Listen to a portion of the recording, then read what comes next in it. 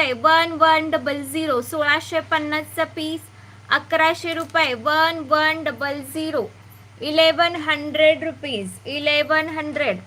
Screenshot घ्या. मी wear केलेल्या साडीची price 999. यात कलर ऑप्शन पण अवेलेबल आहे. बहुतेक आहे मला असं वाटतंय.